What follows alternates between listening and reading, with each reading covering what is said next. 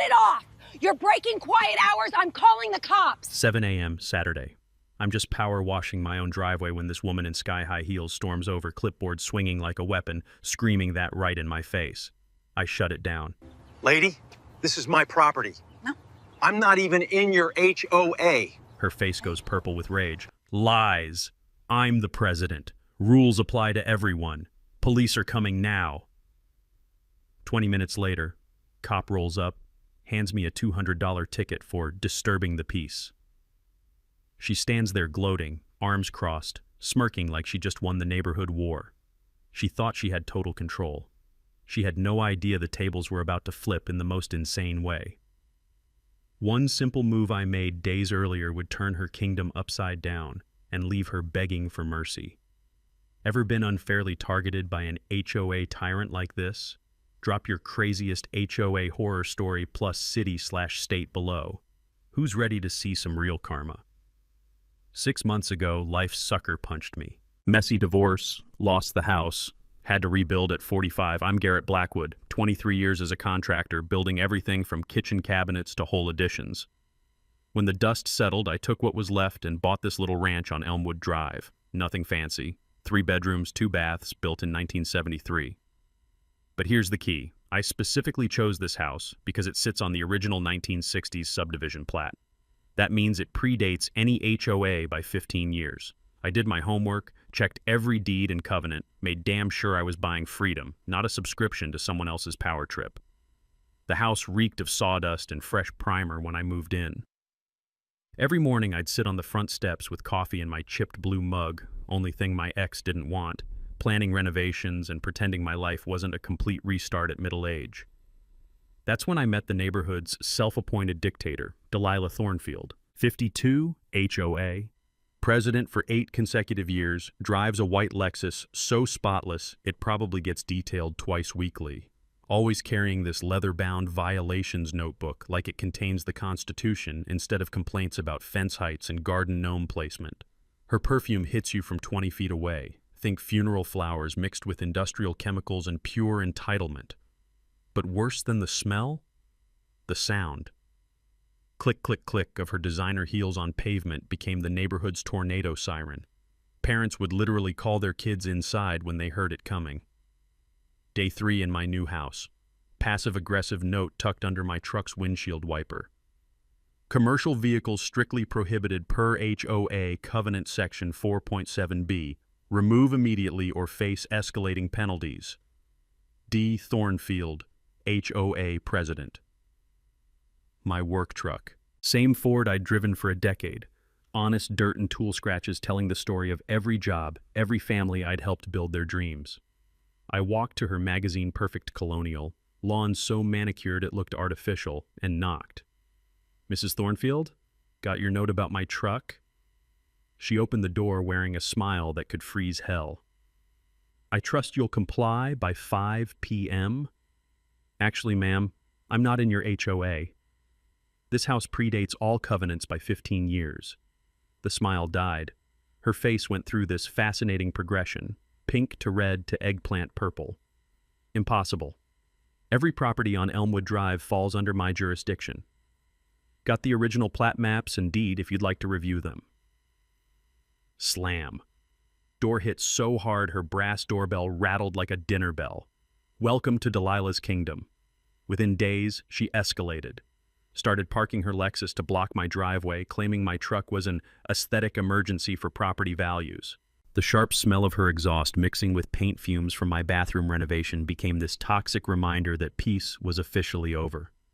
My neighbor Marcus, retired firefighter, 68, with forearms like tree trunks, pulled me aside after witnessing one blocking incident. "Listen, buddy," he said, voice low like we were planning a prison break. "Delilah's destroyed 3 families this year alone. She runs this place like her personal dictatorship. I've gotten fined $500 for an unauthorized garden gnome. Watch your back." Across the street, Elena Martinez was helping her 2 kids scrub chalk art off the sidewalk.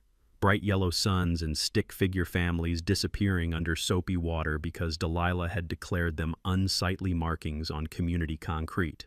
$200 fine for children being children. Elena caught me watching and gave this apologetic wave, mouthing sorry like it was her fault some power-hungry lunatic had declared war on childhood itself. The sound of kids' laughter getting quieter each week told me everything about Delilah's reign of terror. But here's what our HOA president didn't know about contractors. We're problem solvers. We look at broken systems and figure out how to fix them. And this neighborhood? This was just my biggest renovation project yet. Week 2 of living in Delilah's crosshairs, and she decided to escalate from petty notes to outright warfare. I'm knee-deep in bathroom renovations, installing subway tile that actually requires skill, unlike whatever contractor botched my ex-wife's kitchen, when there's this official-sounding knock at my door. City inspector, got a complaint about unlicensed construction at this address. I wiped tile adhesive off my hands, wondering how installing a bathroom somehow became a federal case. What kind of complaint? Anonymous report claims major electrical and plumbing work without proper permits or licensing. Anonymous. The lingering smell of funeral flower perfume in my driveway told me exactly who'd made that call. Here's where the universe decides to throw me a curveball. The inspector, badge reads Larry Hoffman, takes one look at my spread of permits and contractor's license, then starts cracking up. Garrett fucking Blackwood? No way. I look closer. Holy shit. Larry, Afghanistan, 2007. Same guy who helped me rebuild half of FOB Chapman after that mortar attack. 20 years later, he's got gray threading his beard and a city inspector's clipboard, but still the same Larry who could make anything work with duct tape and pure stubbornness. What are the odds you'd be the guy inspecting my bathroom? In this town? About 1,000,000 to 1. He surveys my tile work, checks my electrical boxes. So somebody called the city claiming you're running some kind of unlicensed operation? Yeah, my neighbor thinks I'm single-handedly destroying Western civilization with my power tools. Larry shakes his head, scribbling on his report. Whoever filed this wasted everyone's time. Your work's cleaner than half the licensed guys I inspect daily. After he leaves, I'm sitting there with my coffee getting cold, realizing something important. Back when I bought this house, I'd spent weeks researching property law, making sure I understood exactly what I was buying into. See, most people don't realize that HOA covenants only apply to properties that were specifically included in the original HOA formation documents. My 1973 house was built on the original subdivision plat, 12 years before any HOA existed. The legal principle is simple. You can't retroactively bind someone to a contract they never signed. But Delilah was just getting warmed up. Next morning, I'm headed to grab materials when I spot Mrs. Patterson standing by her mailbox, looking like someone just told her Christmas was canceled. Everything all right, Mrs. Patterson? She hands me an official-looking letter with shaking hands. This HOA lady says I owe $300 for having an unauthorized memorial garden where Harold's roses are. Harold's roses. The man had planted those for their 50th anniversary, tended them like they were made of gold until the cancer took him last winter. Now his widow is being extorted for keeping his memory alive. When's this due? Friday, 3 days. Says if I don't pay, she'll put a lien on my house. 3 days to pay a bogus fine or lose the house she'd shared with Harold for 43 years. The morning air carried the scent of those roses, deep red, fragrant, still blooming despite everything, mixed with Mrs. Patterson's coffee drifting through her kitchen window. That afternoon, I discovered exactly how far Delilah was willing to push this game. I come outside to grab something from my truck and find nothing. Empty driveway. My Ford's gone. There's a citation taped to my front door. Commercial vehicle illegally parked in residential zone. Vehicle towed per city ordinance 47.3B. I call the towing company, trying to keep my voice level. You towed my truck from my own driveway? Got a call from the HOA president about unauthorized commercial parking. Lady had all the paperwork, seemed legit. The HOA doesn't have authority over my property. Look, buddy, she showed up with official documents. Cost you $350 to get it back. $350, plus a half day of paperwork proving the tow was completely illegal. But here's what Delilah didn't understand about guys like me. Every illegal move she made was just building my case. I started documenting everything. Photos, timestamps, copies of every bogus violation. If she wanted to play legal hardball, I'd been studying the rule book a lot longer than she had. That evening, Marcus stops by with 2 beers and the neighborhood gossip. She hit 3 more families this week, he says, settling into my porch chair with a grunt. Elena got another fine for sidewalk chalk. The Johnsons got cited for their flag being 2 inches too low. She's measuring flag heights now. Carries a tape measure everywhere, like some kind of suburban dictator with office supplies. The sound of designer heels clicking on asphalt echoed from down the street. Both Marcus and I went quiet, like deer hearing a hunter's footstep. But hunters get overconfident when they think they're unstoppable. And Delilah was about to learn that some prey fights back. The following Tuesday, Delilah decided to take her personal vendetta public in the most spectacular way possible. I'm replacing rotted deck boards behind my house, the kind of work that actually improves property values instead of destroying them, when Elena comes sprinting across the street like her hair's on fire. Garrett, emergency HOA meeting tonight. She's making you the main attraction. What kind of emergency? Elena catches her breath, glancing around like Delilah might be lurking behind the mailboxes with a tape recorder. She's telling everyone you're a dangerous neighbor who's threatening property values and neighborhood safety. She wants you banned from all community events. Here's what most people don't know about emergency HOA meetings. They require 72 hours advance notice to all homeowners, proper posting in common areas, and a legitimate emergency. Delilah's hurt feelings don't qualify as a community crisis, but apparently she'd skipped that part of her HOA president handbook. That evening, I showed up at the community center just to watch the circus. Pathetic turnout. Maybe 15 people scattered around a room designed for 80, looking like they'd rather be getting root canals. Delilah stood at the front wearing a navy blazer that screamed, "I borrowed authority from somewhere," her leather notebook open like she was prosecuting war crimes. "As documented evidence clearly shows," she announces, holding up grainy photos of my truck, "this individual has repeatedly violated noise ordinances, aesthetic standards, and community harmony protocols." Mrs. Juliet, retired high school principal with 0 patience for bullshit, raises her hand. "Excuse me, but didn't this gentleman inform you he's not subject to HOA authority?" Delilah's face cycles through her greatest hits, pink, red, approaching eggplant. Property exemption claims are legal fiction perpetuated by troublemakers who refuse to respect community standards. Mini twist. That's when I realized she actually believed her own propaganda. In Delilah's universe, she really was the supreme ruler of Elmwood Drive, and everyone else were just peasants who hadn't learned proper genuflection yet. After her 20-minute PowerPoint presentation about my alleged crimes against suburbia, seriously, she had slides, Mrs. Juliet stands up. Motion to table this discussion until proper legal review can be conducted. "Seconded," calls out Mr. Patterson's son, who'd driven down from Cleveland specifically to witness this train wreck. Delilah pounds her gavel like she's conducting an orchestra. "Motion denied. This is an emergency session with suspended procedural requirements." That's not how emergency meetings work, but watching 15 neighbors exchange uncomfortable glances told me nobody else knew the rules either. After the meeting, and I use that term generously since it violated roughly 6 different legal requirements, Marcus and Elena intercepted me in the parking lot. "She's completely lost her mind," Elena whispers, checking over her shoulder. "Yesterday she fined my 8-year-old son for bouncing a basketball. Said repetitive sounds after 4 p.m. constitute noise harassment. Marcus looks like he's been chewing nails.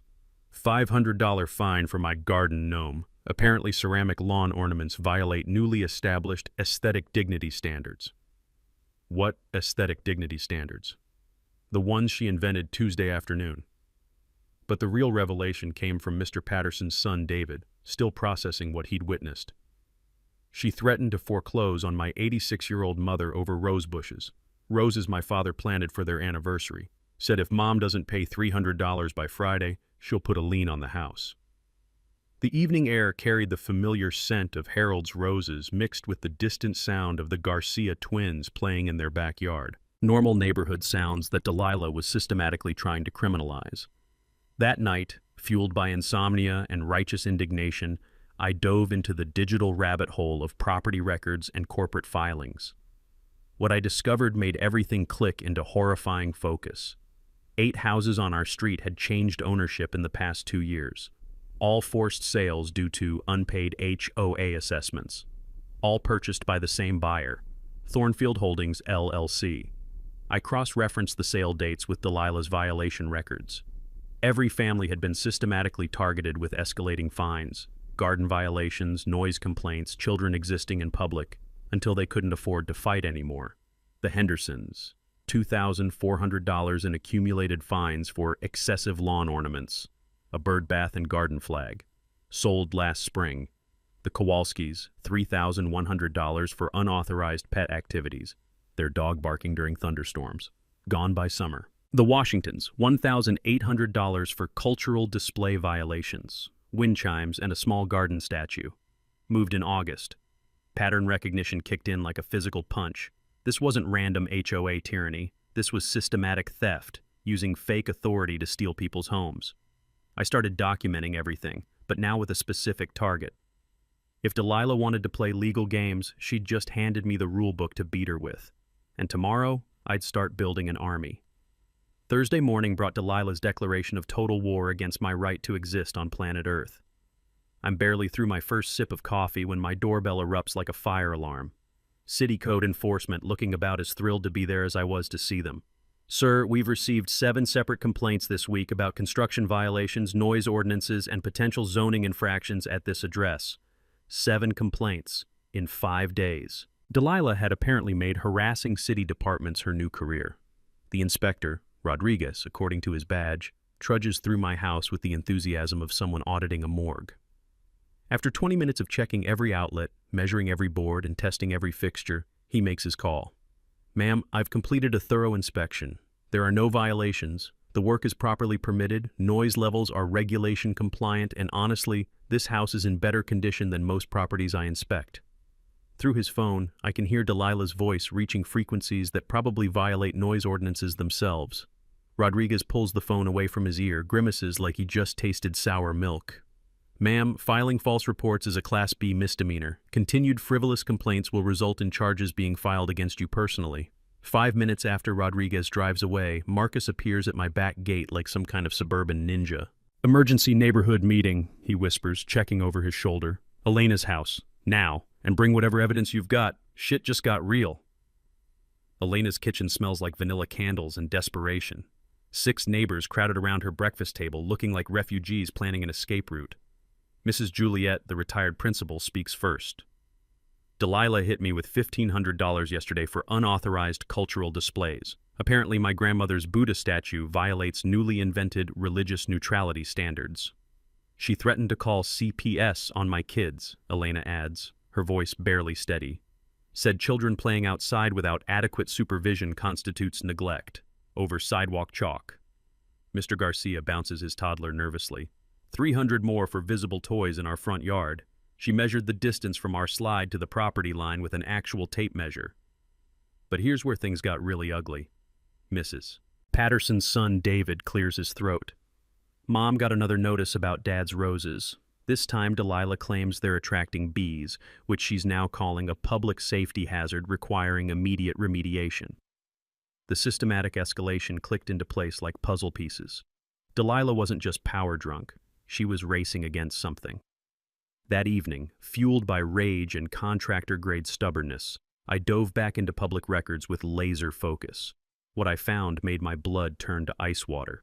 Thornfield Holdings, LLC had purchased 8 properties on our street in 2 years. But here's the kicker. Every house was now a rental property commanding 40% above market rates. The Mitchell house that sold for $175,000 after emergency foreclosure was now renting for $2,300 monthly.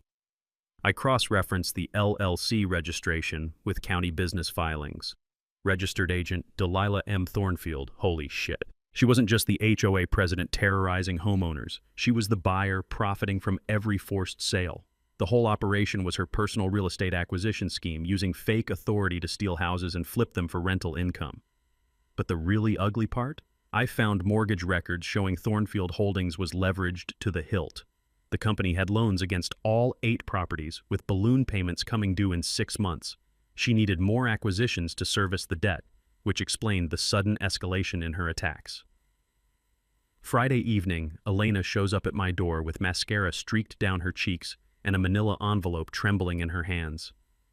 I can't fight anymore, she whispers, glancing around like Delilah might be hiding in the bushes with surveillance equipment. Inside the envelope, an emergency special assessment notice demanding $3,000 in 10 days for accumulated violations and mandatory neighborhood improvements. Elena, this is completely illegal. I don't have $3,000. I barely have $300 in savings. Her voice cracks. And here's the really sick part.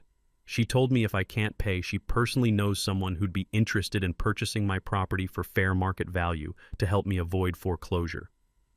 The scent of Elena's vanilla candles mixed with the distant sound of her kids' laughter from inside. Normal family life being systematically destroyed by one woman's greed. That's when it all crystallized. Delilah wasn't just running a scam. She was in a desperate race to acquire enough properties before her financing collapsed. But she'd made one fatal mistake. She'd targeted a contractor who'd spent 23 years solving problems that seemed impossible. And I'd just figured out how to solve her. That weekend, surrounded by enough legal documents to choke a horse and coffee strong enough to wake the dead, I made the discovery that would turn Delilah's little kingdom into my personal chess game. 2 a.m., kitchen table covered in property records like I'm planning a military invasion. My eyes feel like sandpaper, but something keeps gnawing at me about those 8 forced sales. I pull up the original 1960s subdivision plat, same documents that proved my house predated Delilah's authority, when I spot something I'd completely missed before. Buried in the deed restrictions, there's a clause written in that old-fashioned legal language. Right of first refusal for any bulk property sales exceeding 3 residential units within a 12-month period to be offered to original plat property holders at fair market appraisal. I read it again, slower this time. Then I start laughing. Actually laughing, sitting alone in my kitchen at 2 in the morning, because the universe just handed me the biggest middle finger to give Delilah Thornfield. The original subdivision included a protection clause. If anyone tried to buy multiple houses for speculation, the remaining original homeowners could purchase those properties first, at current appraised value, not fire sale prices. Delilah's company had triggered that exact clause by stealing 8 houses. And guess who holds an original plat deed? The contractor she'd been terrorizing for months. I spend the rest of the night researching bulk property sale laws, the taste of victory mixing with my 4th cup of coffee. Turns out, acquiring more than 3 residential properties in one subdivision within 12 months triggers federal disclosure requirements, community notification requirements, fair market appraisal requirements, none of which Thornfield Holdings had followed. Sunday morning, I called Jake, my real estate lawyer buddy who owes me for rebuilding his deck. Jake, hypothetically, if someone triggered right of first refusal but never properly disclosed bulk acquisition, hypothetically, every sale gets voided. Properties must be offered to qualified buyers at fair appraisal before any bulk purchase proceeds. Why? And if the bulk buyer was also the HOA president who created the violations forcing the sales? Long silence. Jesus, Garrett, that's fraud, conspiracy, probably RICO. We're talking federal prison time. The sweet smell of revenge never smelled so good. Monday, I drive to the county assessor requesting formal appraisals on all 8 Thornfield properties. As original plat holder with right of first refusal, I'm legally entitled to purchase them at current market value. The numbers make me dizzy with possibility. $1.4 million total appraised value. Delilah paid $980,000 through forced sales. But here's where her greed becomes her downfall. I find her loan documents. Thornfield Holdings owes $1.2 million across all properties, with balloon payments due in 4 months. She's been using rental income to service debt, desperately needing more acquisitions to stay solvent, hence the recent escalation in her reign of terror. Tuesday evening, Elena appears at my door looking like she's aged 5 years in 2 weeks. She's going for the kill, Elena says, slumping into my kitchen chair. Emergency assessments for 3 more families today, $2,000 to $4,000 each, payment due in 1 week. Let me guess, she personally offered to help them find buyers? How did you know? I spread the plat maps across my table, feeling like a general revealing battle plans. Because she's desperate, her financing's collapsing, and she needs those houses fast. Elena stares at the documents. What are you thinking? I'm thinking it's time to explain to Delilah Thornfield what happens when you pick a fight with someone who actually knows the rules. For the first time in weeks, Elena grins. Please tell me you have a plan that involves watching her face when she realizes she's screwed. Better than that. I have a plan that makes me her landlord. Wednesday morning, I called a war council that would make the founding fathers proud.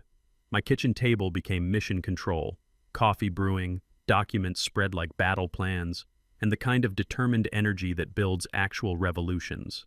The smell of fresh coffee mixed with Marcus's Old Spice and Elena's vanilla perfume, creating this oddly comforting scent of suburban rebellion.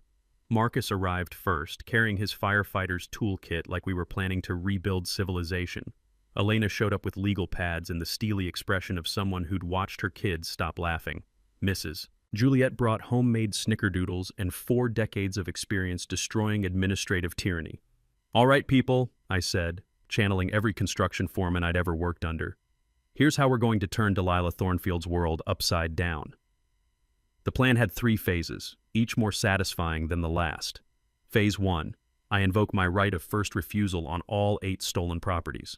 This forces Delilah to either sell them to me at fair market value or prove her acquisitions were legal, which they weren't. Phase 2. We document every procedural violation she's committed as HOA president, building a case that would make federal prosecutors drool. Phase 3. We trigger an emergency homeowners meeting and expose everything publicly with media present and enough evidence to end her criminal enterprise permanently. "But we need video proof," Mrs. Juliet says, her principal instincts laser-focused. "If we're accusing her of systematic fraud, we better have documentation that could survive Supreme Court scrutiny." That's where Marcus's firefighter training became our secret weapon. 25 years of incident reports had taught him how to build cases that prosecutors dream about. "State sunshine laws are beautiful things," he explains, cracking his knuckles like a pianist preparing for Carnegie Hall. "HOA meetings must provide 72 hours advance notice, open records access, and majority homeowner votes for financial decisions. She's violated every single requirement." I'd already researched the legal trap we were setting. When HOA boards operate outside state corporate law, every decision they make becomes legally invalid. That means every fine, every violation, every forced sale could be overturned. "Here's the beautiful part," I continue, feeling like a chess master explaining checkmate. "I'm requesting an emergency meeting to discuss my right of first refusal claim. She has to respond within 5 business days and schedule within 10 days. State law." "What if she refuses?" Elena asks, unconsciously clutching her coffee mug like a weapon. "Then she's violated state corporate law and we file complaints with the Attorney General. But she won't refuse. Her ego won't let her." The recording strategy required some creative problem solving. We needed everything documented, but obvious cameras would put her on guard. Mrs. Juliet solved that with the devious intelligence of someone who'd managed teenagers for 40 years. My grandson gave me this pen camera for Christmas. Records 4K video and crystal clear audio. Delilah will never suspect a thing. "I'll run audio backup on my phone," Elena adds. "Plus, I've been practicing shorthand since this nightmare started. Every word will be documented." But evidence collection was just the beginning. We needed leverage, and that's where my contractor network became invaluable. 23 years building houses creates relationships with inspectors, assessors, real estate agents, people who know where every skeleton is buried. I started making calls, asking favors, calling in markers from guys who owed me for emergency repairs and weekend heroics. By Thursday, I had testimony from 3 displaced families willing to go on record about Delilah's intimidation tactics. More importantly, I had financial records proving Thornfield Holdings was over-leveraged and desperately needing more acquisitions to avoid bankruptcy. Friday evening, we rehearsed the operation in my living room like we were planning to infiltrate Fort Knox. When she tries to shut down discussion, I tell Elena, "You stand and demand a formal vote. State law requires majority approval to table any agenda item." "And when she claims executive session privilege," Marcus adds, grinning like someone anticipating Christmas morning. "I'll remind everyone that HOA boards are private corporations, not government agencies. They have no executive privilege." Mrs. Juliet practices with her spy pen, getting comfortable with the recording mechanism. 40 years of catching lying teenagers taught me one thing: evidence beats everything. The irony was delicious. Delilah had spent months using fake authority to terrorize families. Now we were using real legal authority to expose her systematic fraud. Saturday morning, I drafted the formal meeting request, carefully wording it to trigger every legal requirement she'd been ignoring. Walking to her house at exactly 9 a.m., I could smell victory in the morning air. Or maybe that was just the scent of Mrs. Patterson's roses, still blooming despite everything Delilah had tried to destroy. She answered the door in her bathrobe, hair looking like she'd been electrocuted, clutching coffee like a life preserver. "What is this?" she snapped, scanning my letter with growing horror. "Democracy in action.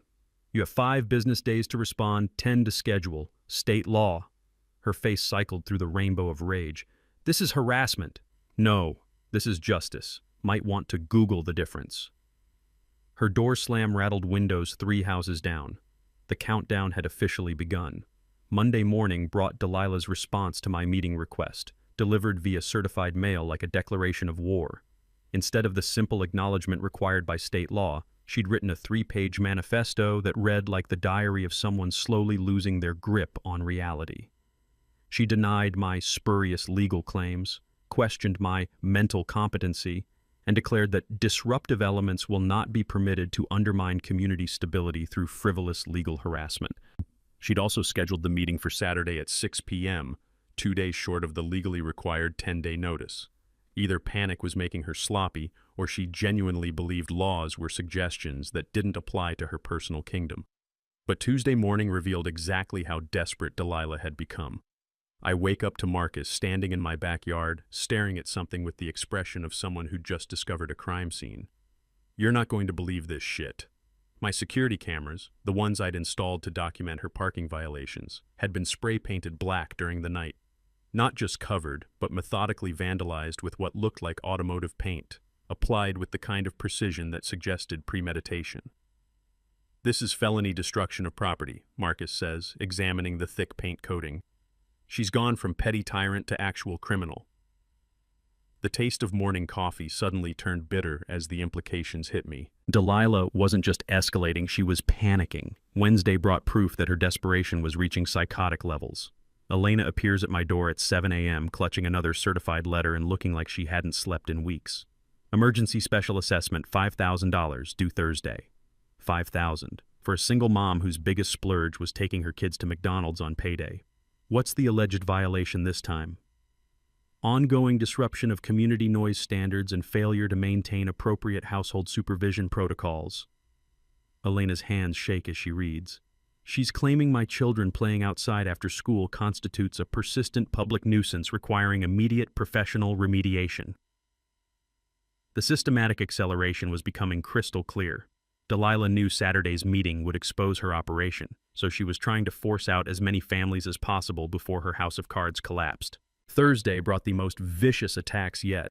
Mrs. Juliet got slammed with $2,000 for unauthorized cultural displays, the same Buddha statue that had sat peacefully in her garden for 15 years. The Garcias received $3,500 for excessive family activities because their 3-year-old twins played on a swing set in their own backyard. But the attack that made my blood boil was saved for Mrs. Patterson. I find the 86-year-old widow sitting on her front steps Thursday afternoon, tears streaming down her face as she clutches another certified letter. "Harold's roses," she whispers. She wants me to remove Harold's roses by Saturday or she'll have them professionally removed and bill me for the service. The roses Harold had planted for their 50th wedding anniversary, flowers that had bloomed faithfully every spring for a decade, the only thing that still made Mrs. Patterson smile since losing her husband. The scent of those roses, deep crimson, heavy with the perfume of 5 decades of love, mixed with the sound of Mrs. Patterson's quiet crying, creating this heartbreaking reminder of what we were really fighting for. Silent preparation intensifies. While Delilah terrorized elderly widows, I was methodically building the case that would destroy her. I'd spent every evening this week documenting violations, cross-referencing her procedural failures with state corporate law, building an evidence file that would make federal prosecutors weep with joy. More importantly, I'd been working my contractor network like a spider spinning a web. 23 years in construction means you know people. City inspectors, real estate agents, mortgage brokers, people who owe favors and remember when you saved their asses on weekend emergencies. By Thursday, I had copies of every loan document, every property transfer, every rental agreement tied to Thornfield Holdings. I had testimony from displaced families willing to go on record. I had financial records proving her company was weeks away from defaulting on over-leveraged properties. Friday morning, I filed the formal right of first refusal paperwork with the county clerk, triggering automatic appraisals and legal review of all 8 stolen properties. But the real bombshell came Friday evening. Elena stops by looking like she'd seen a ghost. She's going door to door personally now, visited 3 families today, offering to help them avoid the stress of fighting illegal assessments by connecting them with interested buyers who could close quickly. Let me guess, Thornfield Holdings is very interested? She told Mrs. Garcia that legal battles are expensive and emotionally draining, but a fast sale could solve all their problems immediately. The predatory desperation was reaching peak insanity. Delilah was literally hunting door to door, trying to pressure terrified families into selling before Saturday exposed her systematic fraud. But every desperate move was just giving me more ammunition. The smell of victory was almost as intoxicating as my evening coffee. 18 hours until justice. Saturday morning brought Delilah's final desperate gambit, and the moment I realized she'd completely lost touch with reality. I'm reviewing my evidence files one last time when Marcus comes pounding on my door at 8 a.m., still in his pajamas and looking like he'd seen a ghost. "She's lost her goddamn mind," he says, catching his breath. "Look at this." He hands me a printed email that had gone out to every address on Elmwood Drive at 6 a.m. The subject line read, "Emergency security alert, dangerous individual identified." The email claimed I was a mentally unstable individual with a history of aggressive behavior who posed a clear and present danger to community safety. She'd somehow photoshopped my contractor's license photo next to what looked like a mugshot, warning residents to avoid all contact and report any suspicious activity immediately to authorities. She sent this to 47 households, Marcus says, his firefighter training keeping him calm despite obvious fury, including the police department, city council, and local news outlets. But Delilah's smear campaign backfired spectacularly in the most beautiful way possible. By 10 a.m., my phone was ringing off the hook, not with concerned neighbors, with reporters. "Mr. Blackwood, this is Sarah Martinez from Channel 7 Investigative Unit. We received some interesting emails this morning about an HOA dispute, but they seem to contradict our research into systematic HOA fraud in your neighborhood. Would you be available for an interview?" Holy shit. Delilah's attempt to destroy my reputation had just attracted the exact media attention that would destroy hers. "Actually, we're having an emergency HOA meeting tonight at 6 p.m. Community Center. You might want to bring cameras." By noon, Delilah was in full panic mode. Elena calls me, whispering like she's hiding from surveillance. She's trying to cancel the meeting, claims she received credible security threats that make it unsafe to proceed. She can't cancel a properly noticed meeting without board approval. She's also hired private security. 2 guys in suits are parked outside the community center telling people the meeting is postponed indefinitely.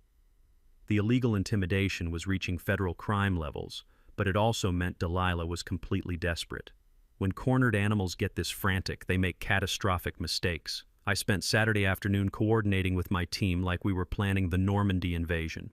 Mrs. Juliet would arrive early with her spy pen, documenting everything from the moment doors opened. Marcus would handle crowd control and witness coordination. Elena would manage audio recording and real-time documentation of procedural violations. But I had one final surprise that would make this entire operation legendary. Remember those property appraisals I'd triggered with my right of first refusal filing? They came back Friday afternoon, and the numbers were devastating for Delilah's empire. Current market value of the 8 stolen properties, $1.47 million. Outstanding debt on Thornfield Holdings, $1.23 million. Purchase price. Delilah paid through forced sales, $987,000. She owed more than the properties were worth when she bought them, and with rental market softening, her monthly income couldn't service the debt. She was literally weeks away from bankruptcy, which explained the accelerating desperation to force more sales. But here's the beautiful part. My right of first refusal meant she had to offer me those properties at current appraised value, not the inflated rental income prices she needed to stay solvent. If I exercised my legal right, I could force her to sell properties for $1.47 million, while she still owed $1.23 million, leaving her with barely enough to avoid personal bankruptcy. 5 p.m. Final preparations complete. Mrs. Juliet's pen camera tested and ready. Elena's phone set to record mode. Marcus carrying printed copies of every legal violation we'd documented. And me? I'm carrying the one document that would end Delilah Thornfield's criminal empire forever. 5:30 p.m. We arrive at the community center to find chaos. Delilah's security guards are indeed trying to turn people away, claiming the meeting has been postponed for safety reasons. But 40-plus neighbors are gathered in the parking lot, many carrying their own documentation of violations and bogus fines. More importantly, Channel 7's news van is parked prominently in front, with reporter Sarah Martinez setting up for what she clearly expects to be a major story. 5:45 p.m. Delilah arrives in her white Lexus, takes one look at the crowd and media presence, and her face cycles through emotions like a broken traffic light. Fear, rage, desperation. Then something that looked disturbingly like detached determination.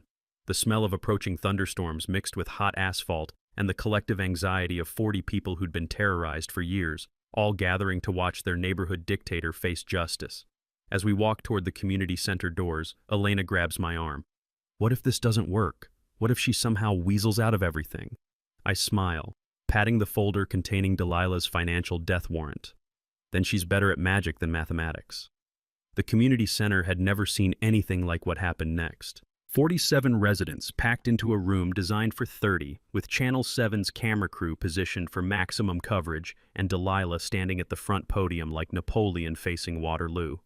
She'd dressed for battle, navy blazer, American flag pin, leather notebook clutched like a shield, but her hands were shaking as she banged the gavel with the desperation of someone calling for order in the middle of a hurricane.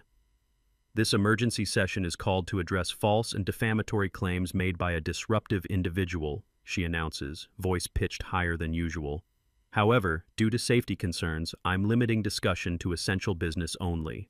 That's when Mrs. Juliet stands up, her spy pen recording everything, and delivers the first blow. Point of order. State sunshine laws require all agenda items to be addressed. You cannot selectively limit discussion in an open meeting. Delilah's face goes through that familiar color progression, pink to red to approaching eggplant. This individual has no standing to... Actually, Marcus interrupts, rising like a mountain from his folding chair, every homeowner has legal standing in HOA meetings. That's state corporate law.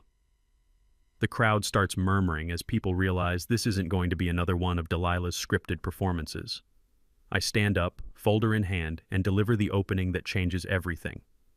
Mrs. Thornfield, before we discuss safety concerns, I'd like to address my formal right of first refusal claim filed with the county regarding 8 properties illegally acquired by Thornfield Holdings, LLC.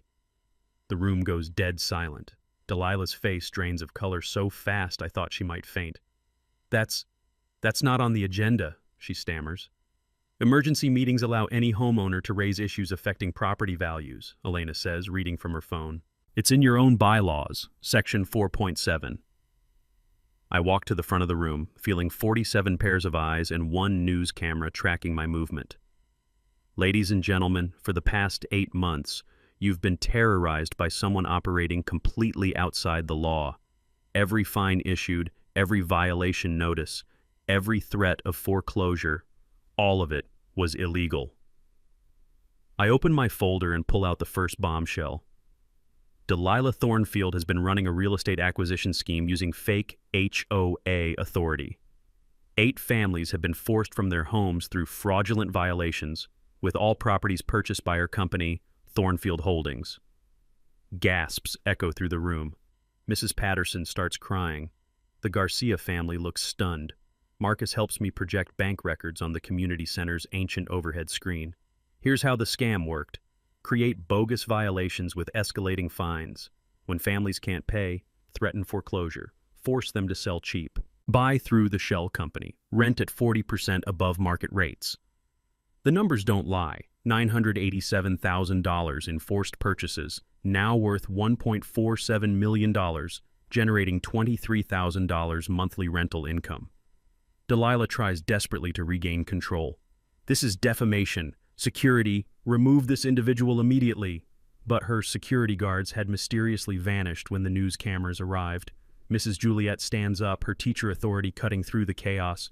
Motion to remove Delilah Thornfield as HOA president for systematic fraud and violation of fiduciary duties.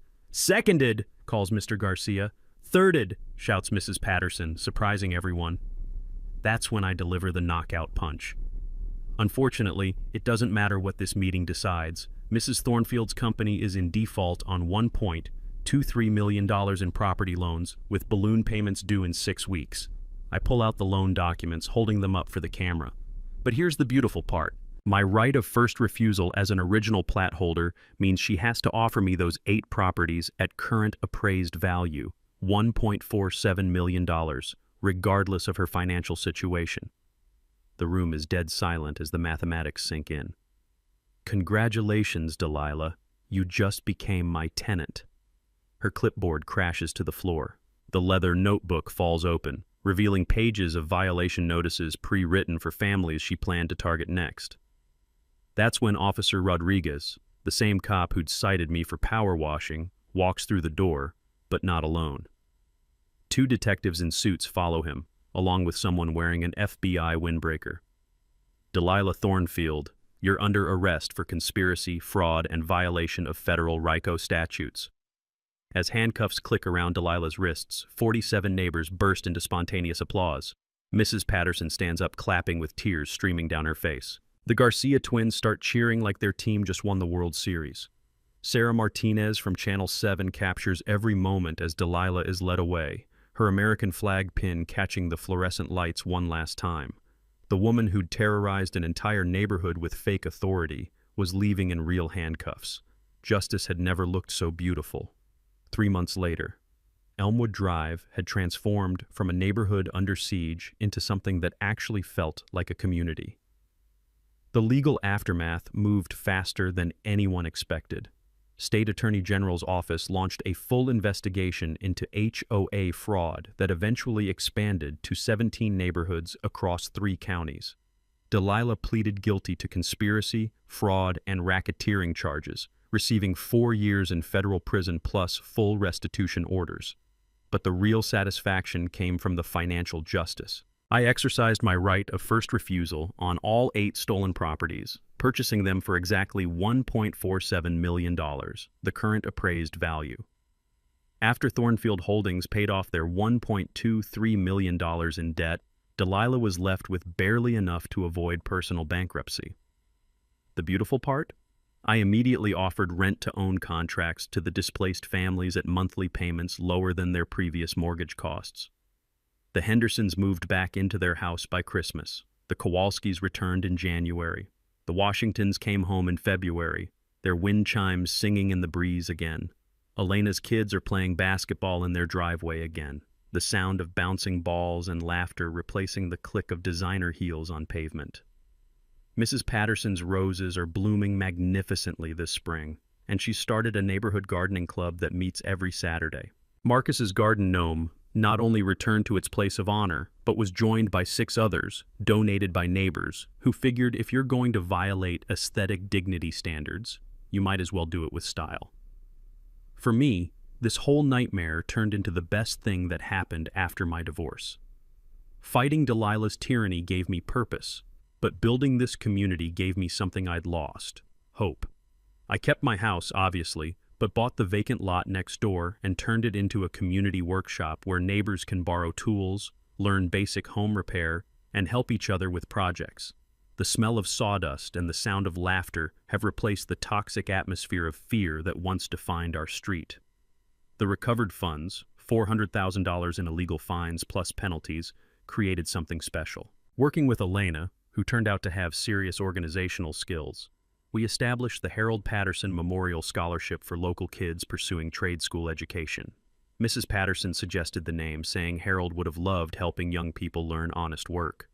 The first 3 recipients are starting programs in electrical, plumbing, and carpentry this fall.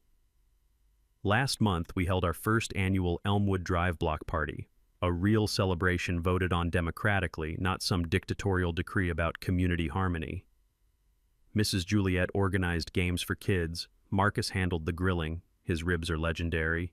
and Elena coordinated a potluck that brought dishes from 7 different cultures. The smell of barbecue smoke mixed with Mrs. Garcia's tamales and Mrs. Juliet's dumplings, creating this amazing aromatic reminder of what neighborhoods can be when fear is replaced with friendship. We established a legitimate HOA with proper incorporation, elected board positions, and bylaws that actually follow state law.